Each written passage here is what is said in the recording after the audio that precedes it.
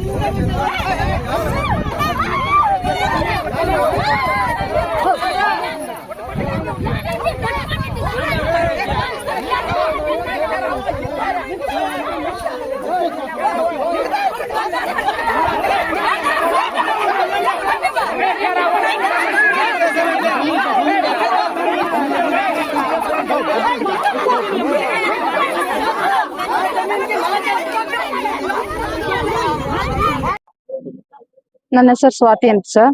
ನಮ್ದು ಕೊತ್ಕೋಟ ಮಂಡಲದಲ್ಲಿ ಚೇಳೂರು ತಾಲೂಕು. ಮೊನ್ನೆ 9/6/26 ಸುಮಾರು 9 ಗಂಟೆಯಲ್ಲಿ ಜಮೀನು ಜಗಳ ಆಗಿತ್ತು ಸರ್. ಜಮೀನವ್ರು ಬಂದು Venkatareddy son of late Reddappa ಅವರು, ಅವ್ರ ಕುಟುಂಬದವರು ಮತ್ತೆ ಎಲ್ಲ ಅವ್ರ ಊರಿಂದ ಒಬ್ರು ಇಬ್ರು ಮನೆಗೆ ಒಬ್ರು ಇಬ್ರು ಅಂತ ಸುಮಾರು ಜನ ರೆಡ್ಡಿ ಜನಾಂಗದವರೆಲ್ಲ ಸೇರಿ ನಮ್ಮೇಲೆ ಹಲ್ಲೆ ನಡೆಸಿದ್ರು ಸರ್. ಅದೇ ಸಮಯದಲ್ಲಿ ಮಾರಪ್ಪ ರೆಡ್ಡಿ ಸನ್ ಆಫ್ ಮಾರಪ್ಪ ಅನ್ನೋರು ಮತ್ತೆ ಅವರ ಹೆಂಡತಿಯಾದ ರಾಧಮ್ಮ, ಅವರ ಮಕ್ಕಳಾದ ಮಧುಸೂದನ ಅವರೆಲ್ಲ ಆಲ್ರೆಡಿ ಮಾರಪ್ಪ ರೆಡ್ಡಿ ಅನ್ನೋರು ರೌಡಿ ಶೀಟರ್ ಆಗಿ ಆಲ್ರೆಡಿ ಎಂಟರ್ ಆಗಿದ್ದಾರೆ ಸರ್. ಅವ್ರ ಮಕ್ಳು ಅವ್ರ ಹೆಂಡತಿ ಫಸ್ಟ್ ಹೊಡೆದಿರೋದು. ಇವರು ಜಮೀನ್ಗೆ ಸಂಬಂಧಪಟ್ಟವರಲ್ಲ, ಥರ್ಡ್ ಪಾರ್ಟಿ ಆಗಿರೋರು, ಮೂರನೇ ವ್ಯಕ್ತಿಗಳು. ಜಮೀನ್ಗೂ ಅವ್ರಿಗೂ ಯಾವುದೇ ಸಂಬಂಧ ಇಲ್ಲ. ಜಮೀನ್ ಅವ್ರು ಬಂದು ಮಾರಪ್ಪ ರೆಡ್ಡಿ ಅಂತವ್ರು. ಇವರೆಲ್ಲಾ ಸೇರಿ ನನ್ ಮೇಲೆ ಹಲ್ಲೆ ನಡೆಸಿದ್ರು, ಮಾನಹಾನಿ ಮಾಡಿ, ಪ್ರಾಣಹಾನಿ, ಎಲ್ಲ ಬಟ್ಟೆಗಳೆಲ್ಲ ಹರಿದು ಮುಟ್ಟದೇ ಇರೋ ಜಾಗದಲ್ಲೆಲ್ಲ ಮುಟ್ಟಿ, ಇಲ್ಲಿ ನೋಡಿ ಸರ್ ಹೆಂಗ್ ಪರ್ಚಿದಾರೆ.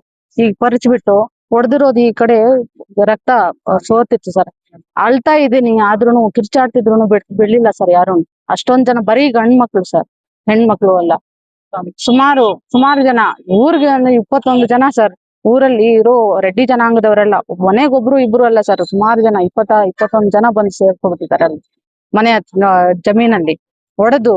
ಅವರೆಲ್ಲರೂ ಹೆಂಗ್ ಎಳ್ದಾಟಿದೆ ಅನ್ಸ ಕಿರ್ಚ್ತಾ ಇದ್ರು ಬಿಡ್ಲಿಲ್ಲ ಸರ್. ಅಷ್ಟು ಜನದಲ್ಲಿ ಒಬ್ಬರಲ್ಲ ಇಬ್ಬರಲ್ಲ ಅಷ್ಟು ಜನ ಇಲ್ಲಿ ಕಡೆಲ್ಲ ಹೊಡೆದಿದ್ದಾರೆ ಸರ್. ಬೆನ್ ಮೇಲೆ ಕಾಲಿಂದ ಒದ್ದು ತಾಳಿ ಕತ್ತಲ್ಲಿರೋ ತಾಳಿನೂ ಕಿತ್ತಾಗ್ಬಿಡ್ತಿದೆ ಸರ್. ತಾಳಿನೂ ಸಿಗ್ಲಿಲ್ಲ ಲಾಸ್ಟ್, ಎಷ್ಟೊತ್ತರೆಗೂ ಹುಡುಕಿದ್ರು ಸಿಗ್ಲಿಲ್ಲ.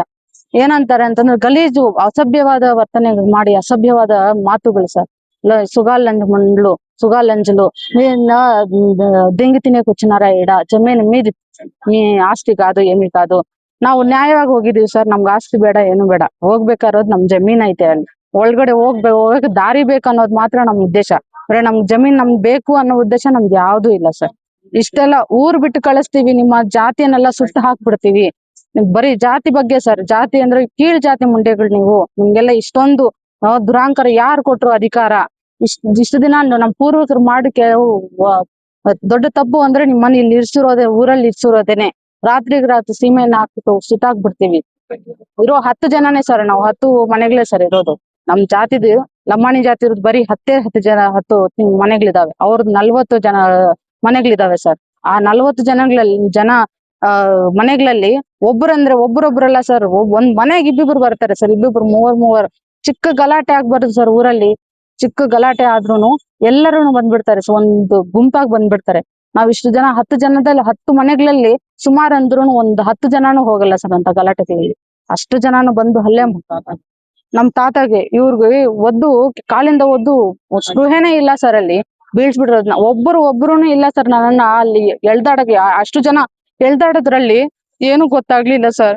ಅಷ್ಟು ಹೇಳ್ತಿದ್ದೀನಿ ಸರ್. ಹೆಣ್ಮಗು ಇದು ಘಟನೆ ಬೇರೆ ಯಾವ ಹೆಣ್ಮಗು ಬರ್ಬಾರ್ದು ಸರ್. ನಾನ್ ಡಬಲ್ ಡಿಗ್ರಿ ಗ್ರಾಜುಯೇಟ್ ಸರ್.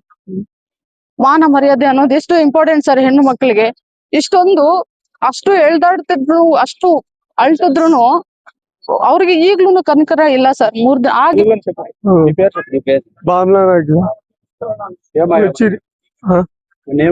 మొన్న వచ్చిరే వాళ్ళు పేపర్ బరుస్తా ఉంది.